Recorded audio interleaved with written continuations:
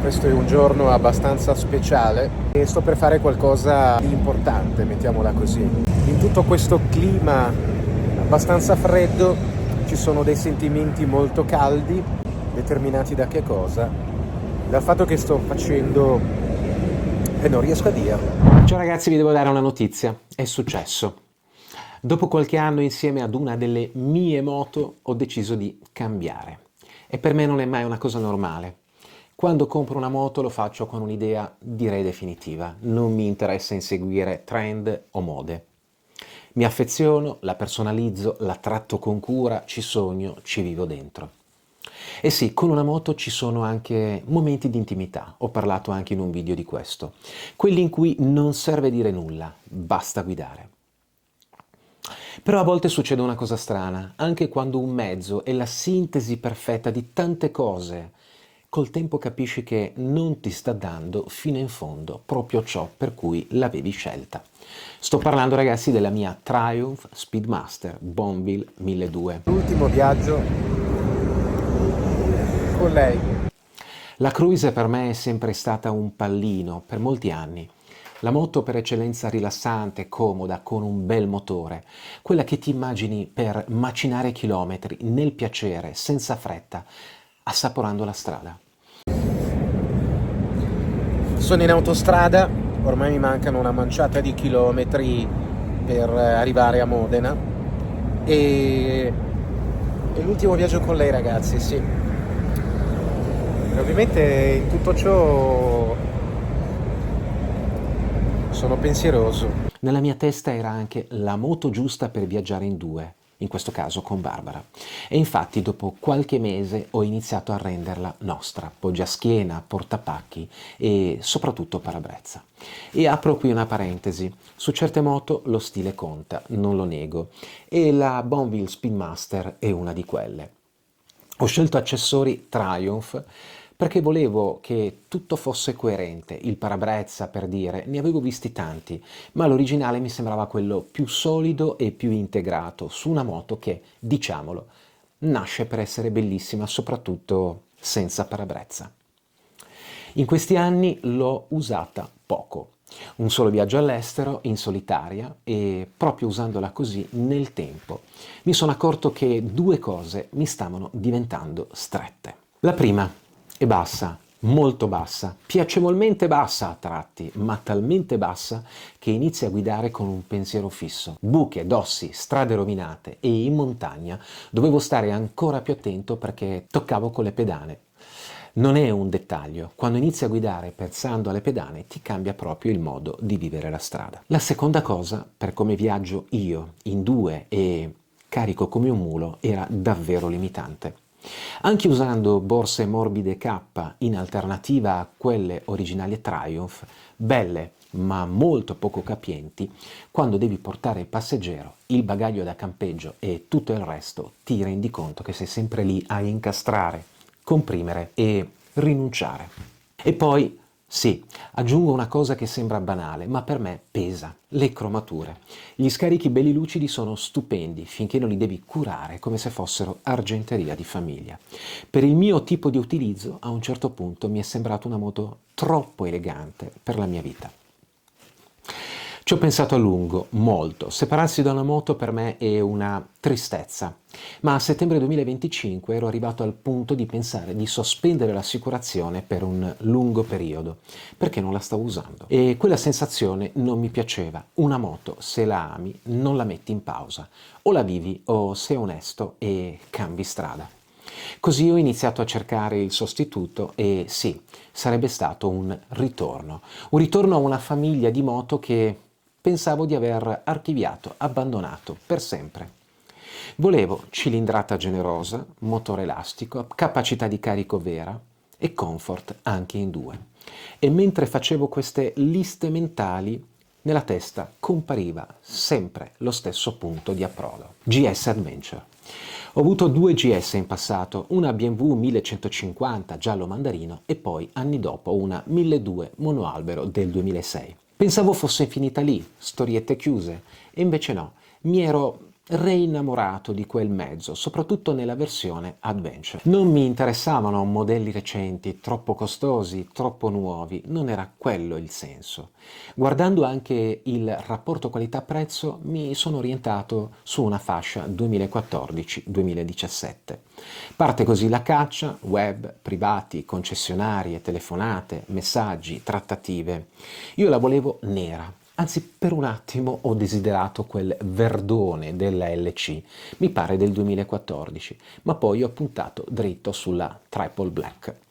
E alla fine eccola, permuta concordata e accordo fatto. A fine novembre, giornata fredda, parto da casa per fare gli ultimi 200 km con lei, con la Triumph. L'avevo chiamata Esther perché avevo firmato il contratto durante la settimana di Pasqua. 3 anni dopo la stavo salutando. Sto lasciando questa bellissima moto, sto lasciando lei, Esther, dopo circa 2 anni e mezzo, 3 di utilizzo, e la sto lasciando perché la sto dando in permuta per ritirare un nuovo mezzo che vi farò vedere più tardi. Con lei ho fatto tanto, ma non ho fatto abbastanza, forse come avrei voluto, forse come avrei creduto di poter fare. Vi racconterò poi più tardi per quale motivo ho deciso di fare questo passo. La moto è meravigliosa, come vedete la consegno e spero di consegnarla, la darò in concessionaria, ma auguro ad Esther di finire nelle mani di una persona che possa amarla, curarla, coccolarla così come ho fatto io, perché è veramente bella, è veramente bella. Devo arrivare in tempo alla concessionaria perché mi scade ad una certa ora l'assicurazione che copre Esther e poi decorrerà quella sulla nuova targa. E lì succede sempre la stessa cosa, ti senti un po' cretino, un po' triste, un po' leggero, perché stai lasciando qualcosa che ti ha accompagnato, ma stai anche aprendo una porta. Ed ecco qui la cicciona, siamo arrivati. Dimmi Davide. Eccoci qua ragazzi, che emozione.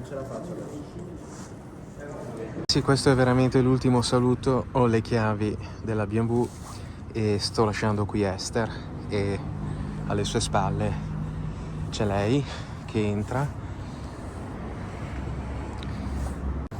Vi posso dire che in un certo senso non ce la faccio ad andarmene, non ce la faccio a staccarmi, benché abbia in qualche modo voluto io stesso a questo momento. Non nascondo che mi dispiace, non nascondo che un po' mi inquieta lei, però è stupenda, cioè veramente stento a credere quanto sia bella. Sono 2 stili, 2 moto, 2 mondi completamente diversi, assolutamente diversi, però veramente bella. E via, mi ha spiegato un attimo tutto quanto, dei tasti, come funzionano, eccetera eccetera, però ragazzi c'è talmente tanta roba che faccio fatica a ricordarmi tutto. Il ritorno lo faccio su un bestione enorme, sinceramente non adatto alla mia statura e alla mia struttura, però mi viene in mente una frase che mi piace: non ho mai visto un fantino più grande del suo cavallo. Io lo so che non sto facendo vedere il percorso, ad ogni modo questo è un ricordo per me, poi se finirà su YouTube va bene lo stesso. Ho fatto i primi 100 km, che dire, sono partito molto timidamente, ma la percezione all'inizio è stata subito di qualcosa di soffice, di morbido, così, ecco, soffice, morbido, gustoso. E poi insomma gradualmente ho cercato un attimino di capire, di prendere le misure, di capire come funziona tutti i tasti, eccetera eccetera, e poi niente, in autostrada, a parte il fatto che, come ho visto insomma in tutte le occasioni, questi bestioni qui quando parti poi praticamente diventano veramente leggeri, non la percepisci, forse non devi neanche guardarla, perché se la guardi dici oh pobacco, ma quanto è grossa. E invece niente, non lo facevo e quindi andavo a prescindere. E bello il motore in autostrada, devo dire, i 125 cavalli e il Boxer tiravano un piacere. Adesso ho fatto una sosta, che dire, non riesco a capire la mistura di emozioni. Da un mese e mezzo quindi ragazzi è arrivata lei, la Cicciona, nome poco originale ma perfettamente onesto secondo me. Non ho ancora fatto chissà cosa, ma ho già iniziato a fantasticare viaggi lunghi, comfort vero, carico senza paranoie. E la cosa bella è che questa moto per me è complementare alle altre. La Africona di 23 anni, la Himalayan 450 che farà il suo dovere sporco quando c'è da andare dove non è strada e la Cicciona quando invece serve macinare chilometri con serenità. Separarsi da una moto mi rattrista, ma l'arrivo del nuovo mi accende, mi rimette in moto.